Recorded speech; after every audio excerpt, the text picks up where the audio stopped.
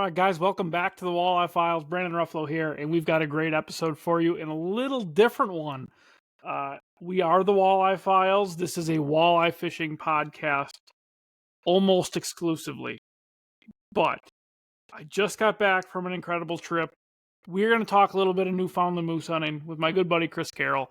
He was also there a week before I was on a hunt and a different outfitter, completely different portions of the island. And I really think, we've both been asked a bunch of questions by a lot of people.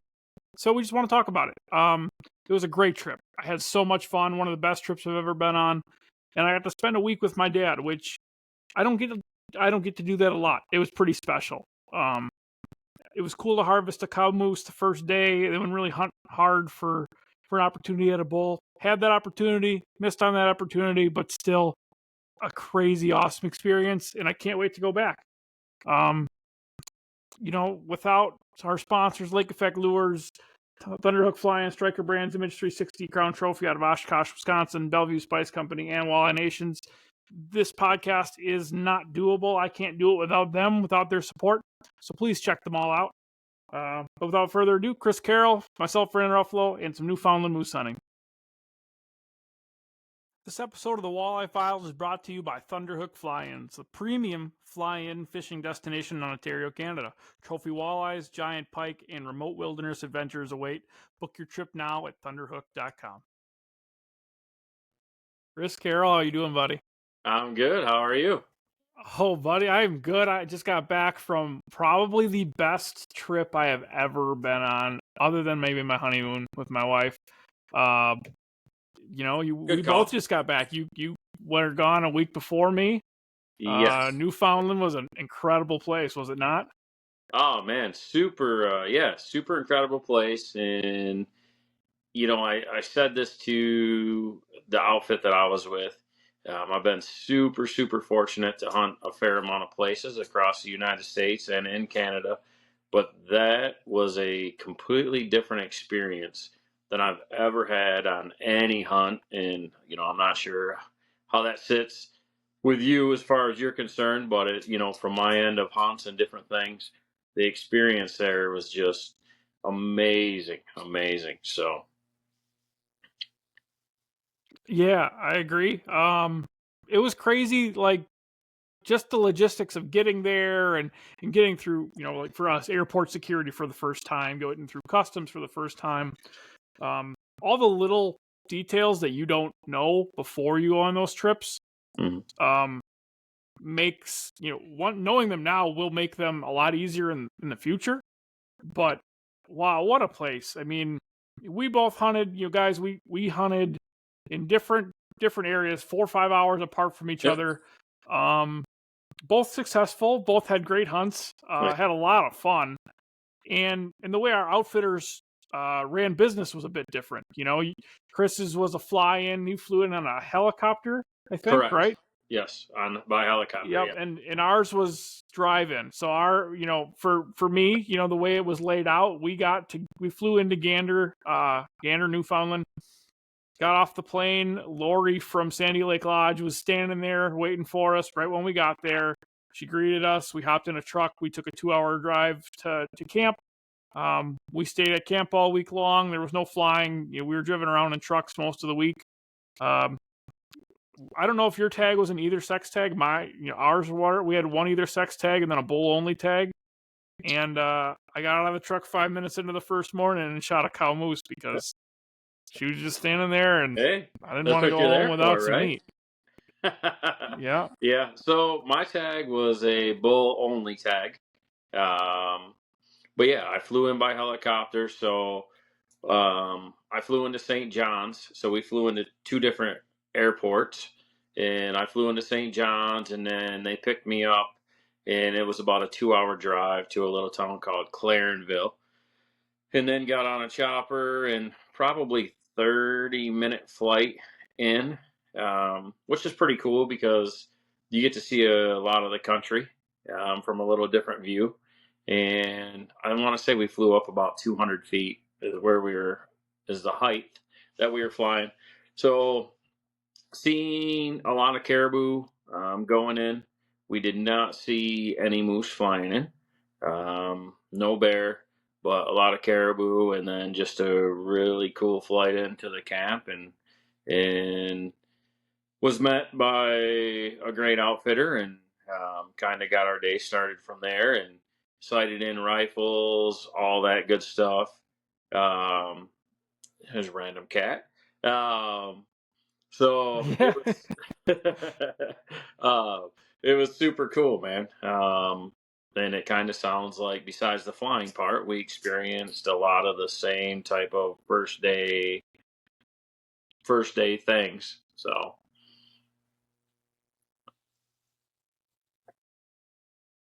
Yeah. So, apparently I forgot to close the door upstairs. Yeah, it's same. Dang. I haven't really had this issue before yet in a podcast. I knew it was going to happen sometime. I'm glad it was with you. hey, there we go. I would expect So nothing less. I think the biggest, I would say, differences in our hunts, other than the travel in, was cost. You know, yours was a bit more expensive than mine. And the cool thing about my hunt, I know you did a lot of walking. You did 35 miles to kill your moose. Yes. So my dad's had both hips and a knee replaced within the last year and a half. Yep. They really tailored our hunt down to what he could physically do, Okay. which is really special. And there were some guys there that could do the walking, that could do all the, walk to every bog in God's country.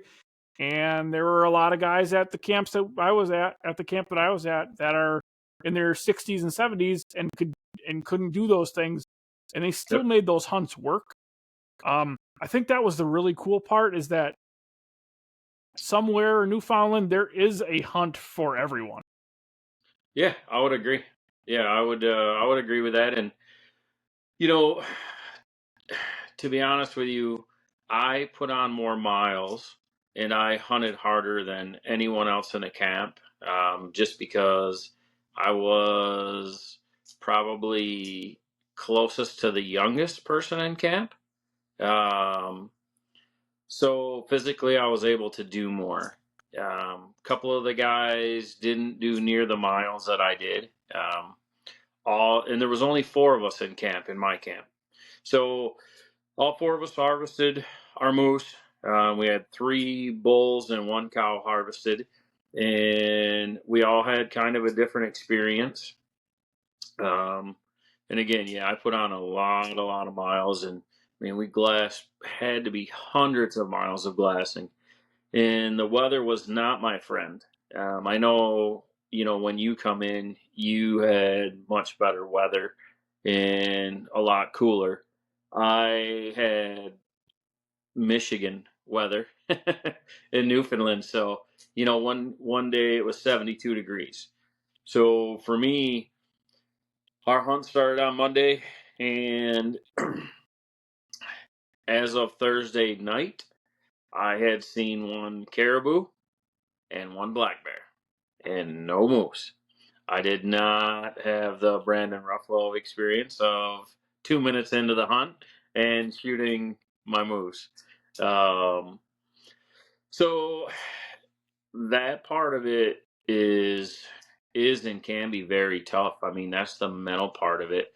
And it's so interesting that whether it's hunting or fishing, and you know this far better than I with your tournament fishing experience, and the mental side of that tough bite or not finding fish, or on a hunt in my case of just not seeing the animals, the weather not cooperating, mentally that can be very, very taxing.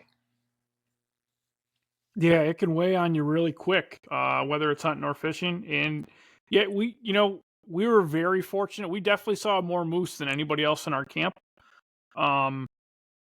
But day 1 we saw a cow and a calf right away. I shot a cow. Day 2 we saw 2 cows, a calf, and then another moose that was a long ways away, probably 2 to 3 miles away. Okay. Day 3 we saw a nice bull. Day 5 we saw a bull and a cow. I mean, it was, you had some type of action every single day. We didn't see any caribou. We didn't see any black bears. and that's just, I mean, that's not why we're there anyway, so that's totally Right. fine. Yep. But same thing. I think, they're for us, we're using vehicles to get us around instead of walking a lot. We're on Yep. back roads and logging roads. Um, so we were able to cover a lot of ground very quickly, just because of what we use for terrain and what we Sure. use for a vehicle to get around. Sure. And that was the one really nice thing for, like I said, for my dad who isn't going to walk the miles, and for Right. some of the guys in our camp that weren't going to walk the miles, they could hop in a truck. You could still glass 20 bogs in a day. You could still walk 100 yards into an area, do a bunch of calling, try to get some responses. The last day of our hunt, I messed up. I didn't make a good shot on a bull. I ended up hitting him, I think, high in the backstrap. But we were next to the truck when we shot at him. I mean, it was, Okay. the guide almost called him into the road. I mean, it was pretty, and we're miles and miles and miles back from any civilization at Sure. that point. Oh yeah. But, what a cool experience. I mean, I got to watch something you see on TV. I got to watch a moose raking trees, Yep. grunting every time he took a step, shredding saplings apart like it was nothing. Get all fired up and worked up.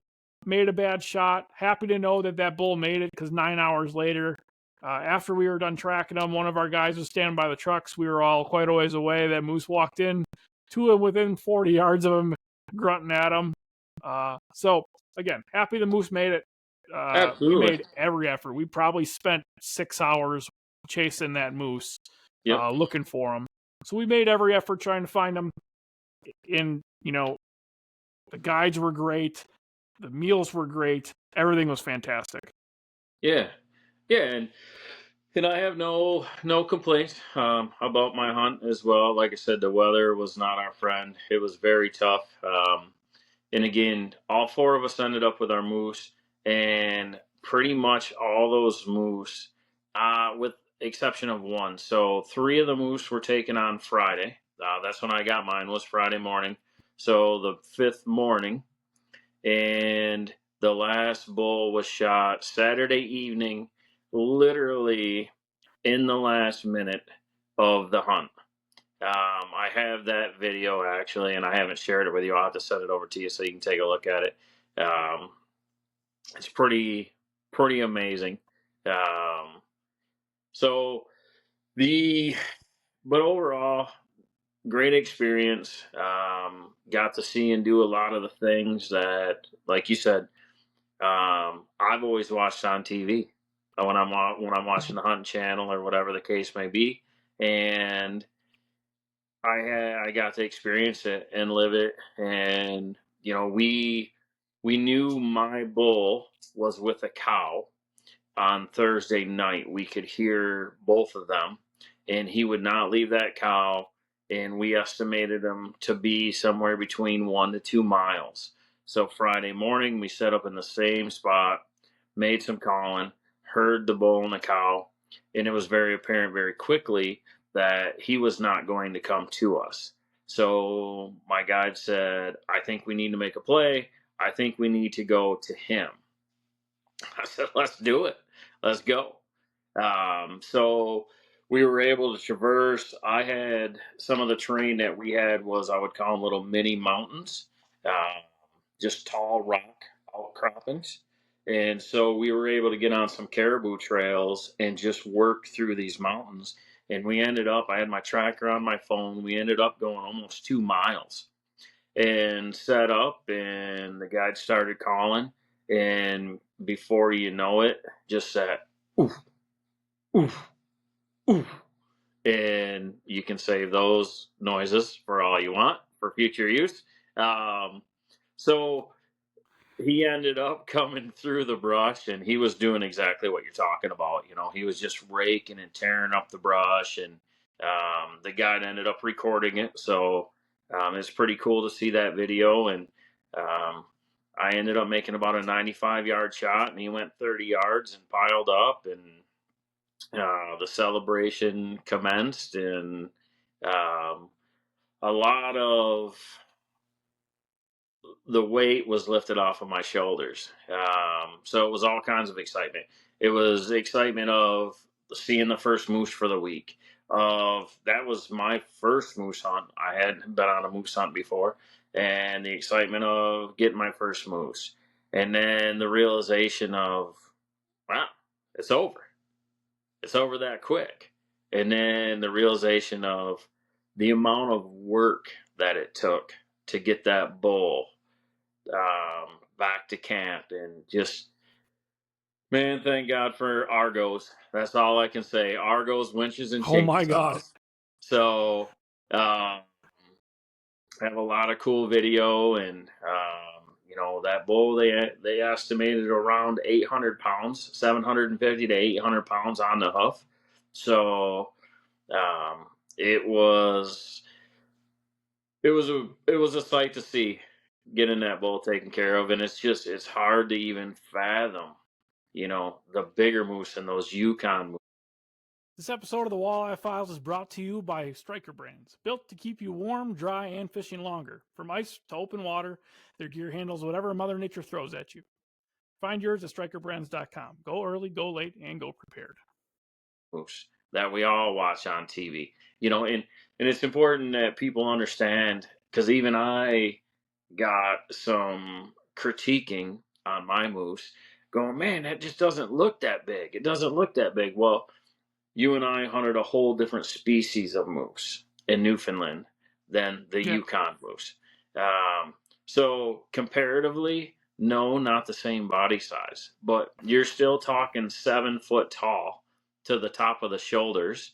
And that 700 to 800 pounds. I mean, your cow that you shot was just massive in the picture. So to see it in person, I'm sure you were probably thinking the same thing.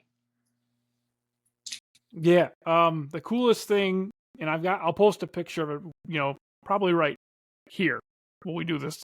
The coolest thing is we drove the Argo right up to my moose, up the hill, up the little mountain, right up to the moose, put the winch right on it, winched it into the Argo, drove it back to camp, and then they hang all their moose and skin it. So we hung them up like a whitetail and picked them up with a winch.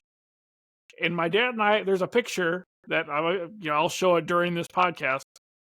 My dad and I were This episode of the Walleye Files is brought to you by Lake Effect Lures, the tackle that turns every cast into a catch. Built for serious anglers, tested on real fish, and proven to get bites when nothing else will. Get yours at lakeeffectlures.com. Moose strung up like you're getting ready to cut it up, and the nose is almost touching the ground, and I'm at its hip. I'm at the start of its hindquarter. It's still got 4 more feet. Yep. I mean, it's insane how ridiculously long and heavy those moose are. But you did say they are a different breed, a different species of moose compared to the ones up in the Yukon, up in Alaska. Correct. But yes, I tell you what, for the price that I paid for this hunt, for the price what you paid for your hunt, it's non-negotiable. It's such a perfect, absolutely, especially this perfect starter hunt for a moose hunt. Oh man, absolutely, and I know you and I have talked once already about this, and I'm just super excited to go back. I can't wait to get back. It was just so beautiful there, and so different than anything I've experienced out of any place that I've been, and I feel like it's almost an addiction at this point. This episode of the Walleye Files is brought to you by Striker Brands, built to keep you warm, dry, and fishing longer. From ice to open water, their gear handles whatever Mother Nature throws at you. Find yours at strikerbrands.com. Go early, go late, and go prepared. Yeah, just an amazing place, man. And on, I believe it was Saturday night, all of us were sitting there at dinner, and everybody was talking, and the outfitter said, "Hey, what's your happiest memory, or what did you like most?" And I looked at him and I said, "You're probably not going to believe me, but my happiest memory, something that I liked the most, was how hard it was, because I like to earn it. Not that there's anything wrong with jumping out of a truck and in 2 minutes having your moose down, because there's nothing wrong with that at all. But I enjoyed how hard it was. On the flip side, Thursday evening, I was mentally getting beat, and I had to put myself back in the game. And my guy did a good job at making sure I was staying in the game mentally.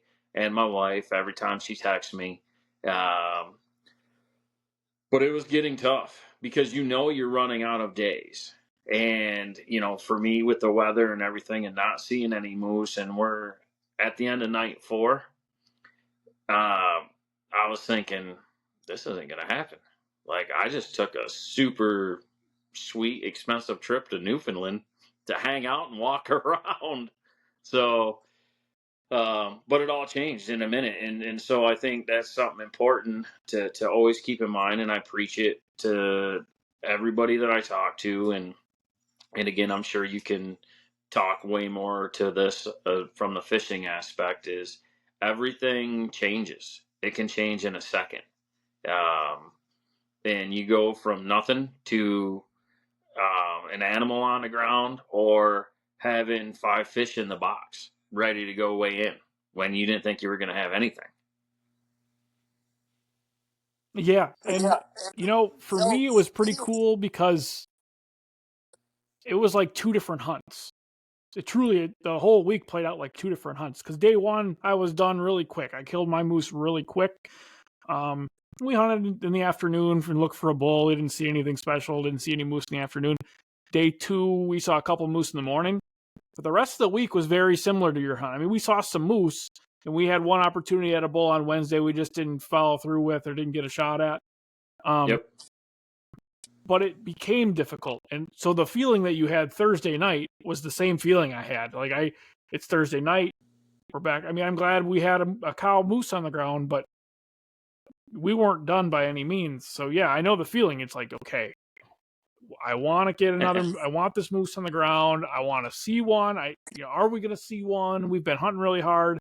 I walked some miles Wednesday. I walked some miles Thursday, and then Friday, after hitting the one, I walked a lot of miles. But it was good for me to see the hard and the easy of that hunt. It was really cool to see both sides of it.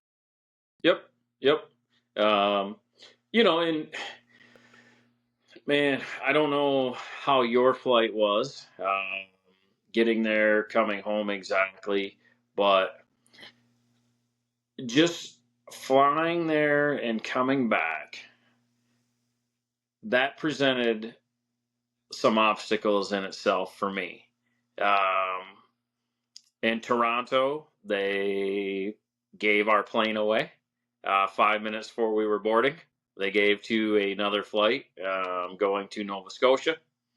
And so then we were sitting there with no plane. They had to find a new plane for us. I was supposed to originally be in St. John's around 9 o'clock in the evening. I got there. I checked into my hotel at 3:32 in the morning. Coming back, I went through Montreal and got time to board the plane. And all of a sudden, everybody's looking outside, pointing. I had my back to the windows. I couldn't see. I didn't know what they were pointing at. We had no plane. There was no plane for us to board. So they didn't give that plane away. They just never had a plane for us. So that put us behind. And it's not nothing against Air Canada or traveling, but I guess it's just all part of the experience, It's frustrating, and it seems like traveling anywhere, flying anywhere nowadays is tougher, right? But it's just all part of the story, man. It's all part of the story and these little things that happen. So, I mean, maybe it was smoother for you going there and coming back. I mean, going there, the first flight out of Chicago to Toronto was fine, but we got into Toronto at midnight. So we got through customs by 12:30, 12:45. We didn't fly until 9:30 in the morning. We kind of made a decision. Okay, do we stay in the hotel, or do we stay in a hotel, or do we just sit in the airport all night? Well, we went and got a hotel room. My dad booked the hotel from his phone off Expedia. We got to the hotel. They said, yeah, that usually takes 3 to 4 hours to get your reservation. So you don't actually have a room.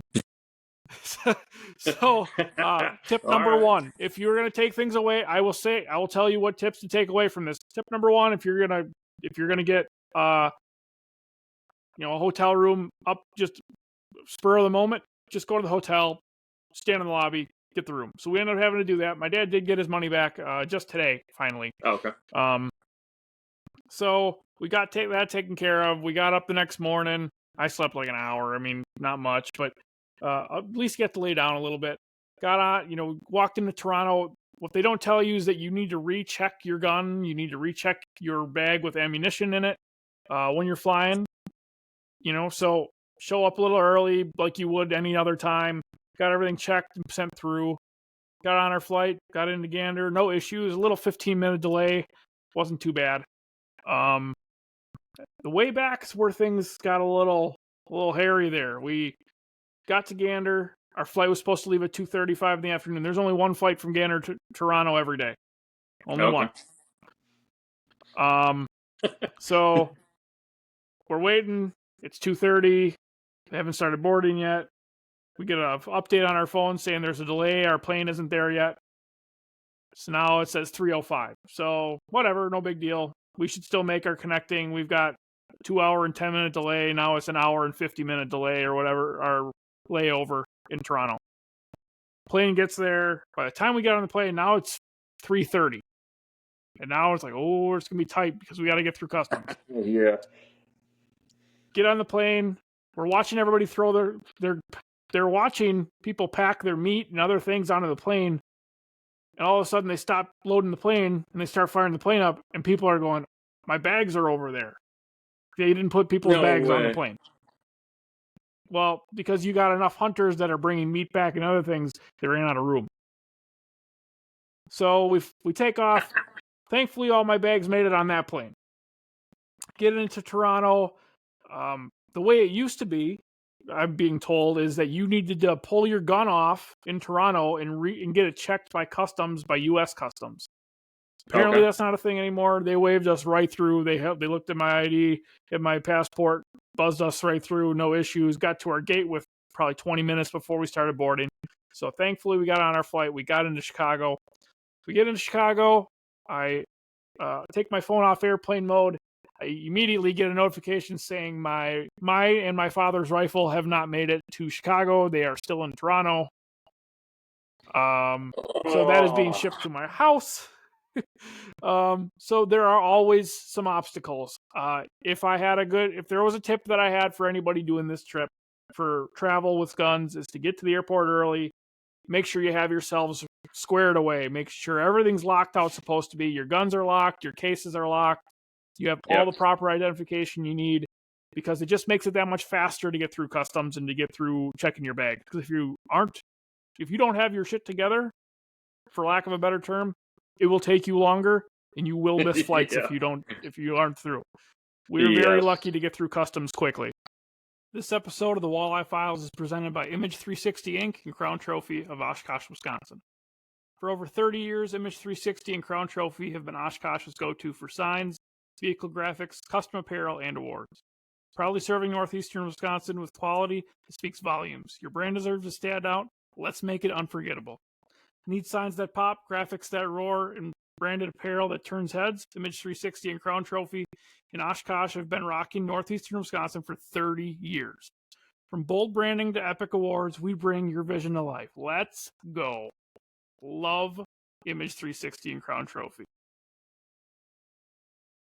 Yeah, I would say as far as that goes, then we had very, very similar experiences, and I think those are great tips. You know what, man, I think that it's interesting. I thought it was so awesome that I was there a week before you, and we were 4 to 5 hours apart, kind of two different hunts maybe. But it's awesome to know that there's something for everyone. Like you said, I think you're spot on there. I think that no matter what, you can find an outfitter there that will be able to accommodate your style of hunting or your physical abilities, and kind of what you want and what you're looking for. And I think those are super important questions, to get figured out at the beginning of any hunt, or um, before arriving, and figuring out how physical is it? What are you going to need to do? What are you going to need to bring? What type of animals are you going to be able to expect? And it's hunting. So, um, it's there's a million different factors that can come into play. And for me, it was the weather. Um, I met these guys at the SCI show in Nashville back in the winter and booked with them, and it's two brothers and Middle Ridge Outfitters, and super good guys, and run a nice operation. We had amazing food, and were accommodated to amazingly, and we had Starlink, and because we were remote, there's no roads, so we either left by boat or by Argo, or side by side each morning. And the one day I think we ran 18 miles in a boat, and then we ended up hiking for almost 9 miles that day. So, um, just there's definitely differences, but it's super cool that you were just 5 hours away, and had a whole different style hunt and a very successful hunt and had a great time. So it's interesting just for my own knowledge that, because if I didn't know any better, I would think that what my experience was, maybe that's just how Newfoundland is with any of the outfitters. And that's not the case at Yeah. all. Yeah, they're very different hunts. And same for hospitality. I mean, Sandy Lake Lodge, Lori, if somehow you listen to this, Lori, you were freaking awesome. What a rock star of a person. She did such a great job. She ran the camp. Her husband was running a different camp, so they spent 6 weeks apart working at different Oh, camps. no kidding. So the five Okay. guides did a great job that we had in camp. We had 9 hunters in camp this week, and they put us on 8 of us on moose. Well, the one guy, Rusty, didn't get a shot at a moose. He didn't see any moose. My dad and I should have killed a second bull, or a second moose. There were 6 bulls killed, 1 cow shot, another one should have been killed. I mean, that's great odds. Oh man, It's yeah. great success, honestly. Yeah, it's awesome success, and you guys definitely had opportunity. So that's a big thing. And I think for me, I'm not even sure how many hunts you've been on. We spent so much time when we were in Ontario at Thunderhook, talking about our Newfoundland moose hunt. Right, we never really talked about much else, but from the sounds of it, what I'm hearing from you is, it was over the top, and I don't think you could ask for much more. I mean, am I off on that or no? No, no. I've done bear hunts in Ontario. I've done elk hunts in Utah and Colorado. Um, through outfitters, I've done whitetail hunts over the counter in Iowa, or and other places. We're actually going to Kansas this winter. Um, so I've been enough places to know, like, when outfitters take care of somebody. Yep. And this was way over the top. This is, how do you like your eggs in the morning? How do you want a second breakfast? Here's your sandwiches for the day I made for you, handmade for you. You come home to a nice warm dinner every night. Nice. We also had Starlink because we were relatively remote, obviously a little less remote than you, but we had Starlink. We had internet for most of the trip. Honestly, every amenity you could ask for at home, you had there, and it was incredible. Nice. Amazing. And so, how far were you from? I don't think I asked you this. So they picked you up from Gander, correct? Right from the airport. They Yeah. picked you up and then Yep, brought you that's into right. the camp. Yep. So how Yep. far were you from the airport? So it's an hour ride from Gander to Grand Falls, Windsor, and then it's another hour down gravel road to the camp. Okay. So I couldn't tell you how many kilometers we drove because I'm not from Just a Canada. I couple don't know hour how many drive then. kilometers are in. Yeah, but 2 hours. Don't 2 hour ask me drive in. kilometers, man. I can't figure it out. Yeah, they kept talking in kilometers and they kept talking in degrees Celsius, and I was Oh it yeah. was like listening to Chinese. Oh yeah, 100%, man. But I cannot figure it out. So as far as the logistics of getting your meat home, you were shipping your meat as well, right? We both were shipping our meat home. Yep. So when we flew out on Sunday, the chopper flew in, and because we had 4 moose, the chopper can only handle so much weight. So they put a big net down. We put all of our quarters in there, and then the chopper flew up, and it was on a sling. So that was pretty awesome to see. That was a sight to see 4, or 16 moose quarters flying through the air in a sling. Flew it back to town, come back and got us. We went back to town, the mainland, and then took our moose from there to the processor. Dropped it off, and then it'll be processed over the next coming weeks. And yeah, if I remember right, I'm not going to be exactly correct, but I think there's 8 semis that come to the States out of Newfoundland, and they go to different little ports. And so for me, mine is coming into Detroit sometime like November is what they're saying, November, December. And they'll call me and let me know. And then I'll drive over to Detroit and give them everything I need to give them and pick up my meat and bring it back home. I know some people fly at home, but and probably never have issues. But I just felt like I know what's going to happen. They're gonna lose it, or it's gonna get sent somewhere else, and it's not like luggage where you have all the time in the world to get it back. So I just felt that it was a better option for me to have it shipped back by semi into the States. So, which you did exactly the same thing, right? Yes, sir. Yep, we got when my moose, we brought it right back to camp. We cut it up, we quartered it. When we were done quartering it and cleaning it all up, they took. We had a couple guys that drove their meat up to the butcher, took mine right with them. We filled out some forms, gave them. We paid the butcher in cash, and then they're gonna ship it. Well, unfortunately, we got to go to Minneapolis to get our meat, and that's a 4.5 hour ride. Pain in the butt. Okay. They used to go to Green Bay. They don't go to Green Bay anymore. I should have had a ship to Detroit. I should have just had you pick it up. If you're gonna be there. There you right? go. Yeah, I'd have made sure that those inner loins made it back to you for sure.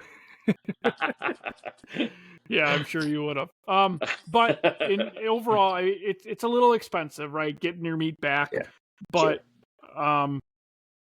like you said, there are guys that have it flash frozen and boxed up and sent back home right away. And it still costs probably $800-900.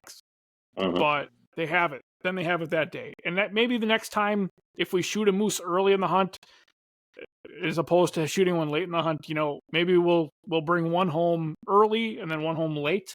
I'm not sure how we'll do it, but I'll tell you one thing: there will be a next time. There will be a next time.